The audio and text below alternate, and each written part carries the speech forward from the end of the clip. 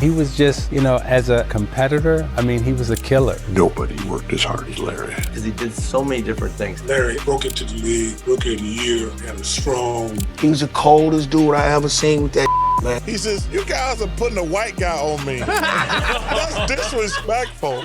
Isaiah Thomas, let's talk about Larry the Legend. Uh-oh. The resume is long, Yeah. but he's really known for two things mostly, shooting and talking trash on the court. Yeah. Which one bothered you the most? His shooting. His shot was just so, perfect, and not only was it perfect, my mother-in-law nicknamed his jump shot Silent Death because when he shot it, the ball just rolled in the air, and it was almost like it was playing a song, the way it was just moving in the air, and then it would just swish through. His shot was just so, and he was just, as a competitor, he was a killer. When Bird was at Indiana State, and the first time we really got a chance to see him play on television, Indiana State played Bradley. And then, fast forward, then they played DePaul, and Mark Aguirre, Terry Cummins, Teddy Grubbs on that team. And Larry Bird just, he does his thing. And then, of course, they went on and they played Magic at Michigan State. But Bird was again, one of the greatest shooters, champions, competitors to ever play in our game. Bird was the toughest player I've ever had to face. The guy is 6'10", I'm 6'7". He can pass over the top of me, put the ball on the floor. He's a great rebounder and obviously a great scorer. And so Bird, for me, was the toughest matchup I ever had during the course of my career. Hey, listen, first time I played against him. Yeah, I'm a rookie. I'm glad to be in the league. I'm in the Boston Garden, and I'm guarding him, right? First play of the game, he said, I don't know why you got you guarding me, Holmes. I was like, huh? He shoots a three. And I wasn't mad he made the three. I said, but this some bitch called me Holmes. And so the next play, I'm pissed. So he comes out, he shifts to his right, and I jump. I said, I got him. And I'm pumping it by my hand, and I banged it on him, right? And he on the ground, he fouled me, and I'm pointing. And he said, hey, Rook. I'm like, what? He said, I like you. You got balls. He said, I'm still getting 30 on your tonight. He got about 37. Yeah. But I wasn't mad because I'm paying my dues. That's Larry, Right, yeah. But that was the only time he ever talked trash to me. He respected you Because back down. he knew I was going to keep coming. Nobody worked as hard as Larry. He was the first guy there. He was the last guy to leave. He wore that body out with the jumpers and the running and the movement and the concentration and the focus and the discipline and the sacrifice. He had it all. And he wanted the light on him. He wanted the focus, and he wanted that ball. And if it ever got to the point where Casey Jones, a coach who we just loved and would do anything for, if Casey would ever call somebody else's play, Larry would just say, no, I'm shooting this ball, and he would. I don't know if I could ever tell you a memory. I'll just tell you that Larry was a phenomenal basketball player. The guy had unbelievable physical and mental toughness, which set him apart. That guy just would play through pain. Bird is hurt. Bird is down, and he's hurt. And here comes Larry Bird, making his return from an apparent fracture of the right cheek. Yes, and it counts. Nothing bothered him. Unbelievable competitor, great hands, great vision, great feel for the game, and just, could go out every single night and just play at an unbelievably high level. Didn't have to shoot the ball really well to have a good game because he did so many different things. Larry broke into the league, Rookie of the Year, had a strong first year. So I knew that I was teaming up with someone that was franchise-changing type talent. Myself as a very, very confident player. Yeah. But Bird especially, and he had a whole nother level of confidence than I ever was able to accomplish and achieve. But he just gave you so much confidence. You could depend on him. You could just see his confidence, right. And he just added to everybody else's confidence. How was it when you first met him? What was that interaction like and getting to know him?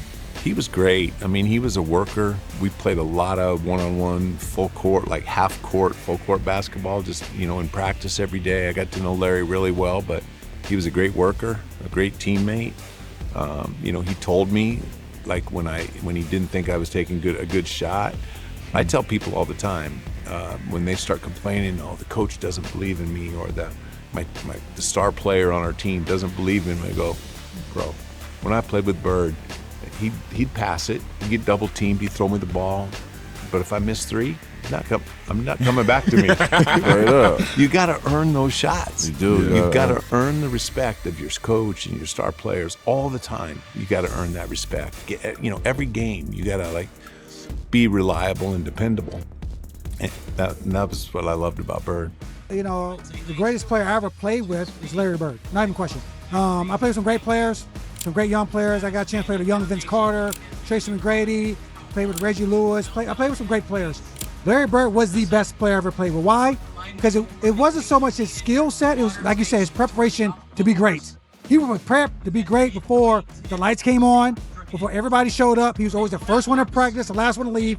Every story you hear about Larry Bird is true.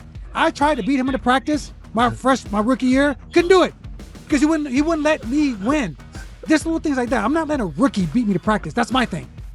4 o'clock, there. 3 o'clock in the morning, there. Didn't matter. That was his DNA. So when you see things like that, you understood that it took more than just showing up at the games, watching film. It was a mindset. His mindset was, all right, I can be intentional in what I do and know I have to have a plan and action what I'm doing. And then I have to be attentive to what I'm doing. How do I get to that point? He was very intentional, and he paid a lot of attention to being great. Bird talked trash to everybody. But didn't he? Did he get to a point where he had respect for you? I always tell this story about Larry Bird. I remember him. He was cursing under his breath, and I asked him, I said, "Larry, what's going on with you?" He says, "You guys are being disrespectful to me." And I says, "What are you talking about?" He says, "You guys are putting a white guy on me. That's disrespectful." Wait, who's the white guy you put on him? I can't remember who it was. I just started laughing. I had no comeback. But he says, it's disrespectful when y'all put a white guy on me. This dude who, you saying, man, when I first met him, I said, all right, I'm going to see this dude, this white cat can really go like because the verdict is always out on white boys that can hoop. With all due respect, it's always out. It's respect. This ain't nothing bad. So I said, let me see what he can do. But Larry had something that most white boys don't have. Just say that. Just keep it real. Man, Larry's different now. Larry's different now. He had a little bit of he was different now. He was different now. Larry's different now. That boy, he can play, man.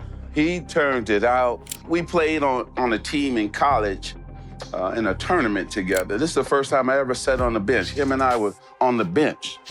And we was like, the guys in front of us wasn't better than us, but Kentucky head coach was coaching the team, so he started 3 guys from Kentucky. So we said, okay. But when we got in the game, we turned it out. But I saw this dude eat Jack Givens up. He was player of the year that year. Kentucky, right? Yeah, from Kentucky. And Larry Bird was just slicing and dicing him. And I said, oh, I called home. I said, it's true about this boy. I was calling everybody. This dude can play. I was the first guy really to guard Larry. And I remember I was like you. I was the king of the mountain, man.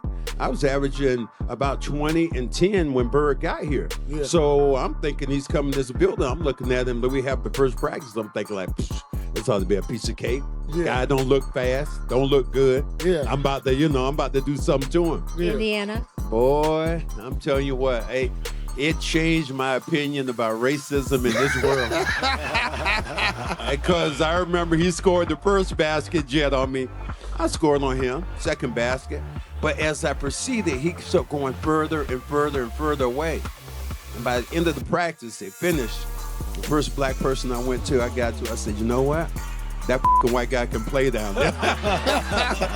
So that was my thing. Was he giving you kind of looks, or what was it? No, he didn't give you the looks, but then every other person of color would ask me when the Celtics got ready to play, they're like, yo, man, how's this kid Bird? You about to find out. I never forget driving, and I'm listening to a game. It's New Mexico State playing Indiana State. I don't really care about the game, but New Mexico State is right up the streets from El Paso, and I went to UTEP. And we're big rivalries, so I'm hoping that Indiana State will beat New Mexico State. And I'm listening to the radio, and I have no clue of the players on either team. All of a sudden, this name keeps coming. Bird. He goes to the right, Bird. He makes the shot, Bird. I said, God damn, who is Bird? Bird. You know, here's Bird, and Bird this, and Bird. Oh, did you see the pass that Bird made? I can't see it, but I'm just trying to imagine it. When the time I got to the end, I said, damn, that brother can play. When I got the newspaper the next morning and saw Larry's picture, I said, damn.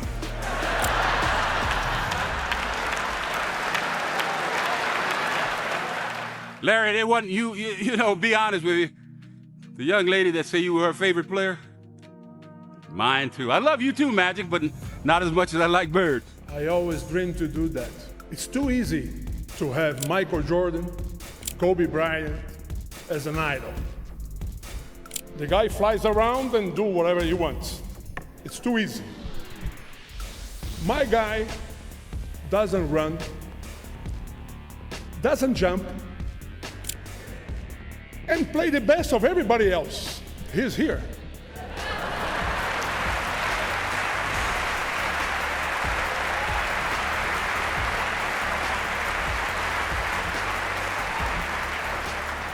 This is my idol. I'm gonna go shoot this jumper in your face right there in that corner. And it's gonna be your Christmas present. I'm gonna wrap it up and bust your head open. All that. He was the coldest dude I ever seen with that. Man, everybody be talking about these greats. They don't be always mentioning him. He was the yeah. Man, he'll give it to you any way he wanted to. Any way he wanted to. Larry Bird was cold. Cold dude, man, real cold.